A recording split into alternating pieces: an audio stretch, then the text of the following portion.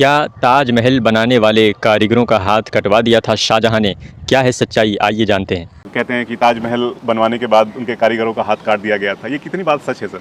देखिए, ये हम जानते हैं कि ताजमहल को बनाने में तकरीबन 20,000 कारीगर लगे थे और 17 साल में वो बन के तैयार हुआ था। तो ये मानना असंभव है कि उस 17 साल में कभी भी शाहजहां के जहन में ये ख्याल नहीं आया होगा कि मेरे मरने के बाद और ताजमहल के बनने के बाद ये जो इमारत बन रही है, जो सैकड़ों साल चलेगी, इसकी देखरेख करनी होगी।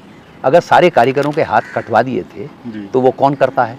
और ताजमहल का जो दक्षिणी दरवाज़ा है, जहाँ से आप ताजमहल में दाखिल होते हैं, क्योंकि आप साउथ से एंटर होते हैं और नॉर्थ की तरफ ताजमहल है, तो साउथ के जिस गेट से आप घुसते हैं, जो जुलू खाना कहलाता है, उसके पीछे एक आउटर बाउंड्री का साउथ गेट है। उससे अगर आप निकल जाएं तो पीछे एक मोहल्ला है जो ताजगंज कहलाता है, और वहाँ सिर्फ वही लोग रहते हैं जो ताजमहल पे काम करने वाले कारीगरों के वंशज हैं, और वहाँ वही काम होता है, मार्बल में प्रेशर स्टोन्स की पच्चीकारी का काम।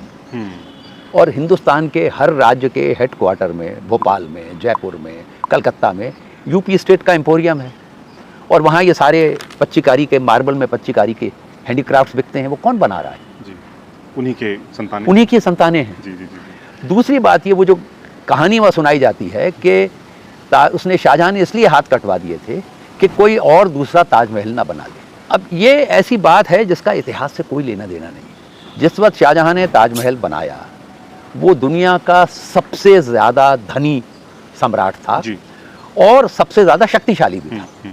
तो किसी की ये औकात नहीं थी कि वो इतना पैसा खर्च कर सके कोई भी इमारत बनाने में, अपनी पत्नी की यादगार के को कुछ भी बनाने में किसी के पास औकात ही नहीं थी। तो ये किसी गाइड ने वहाँ पर टूरिस्टों को खुश करने के लिए ये कहानी इन्वेंट की, और आज तो वो किताबों में आ गई है।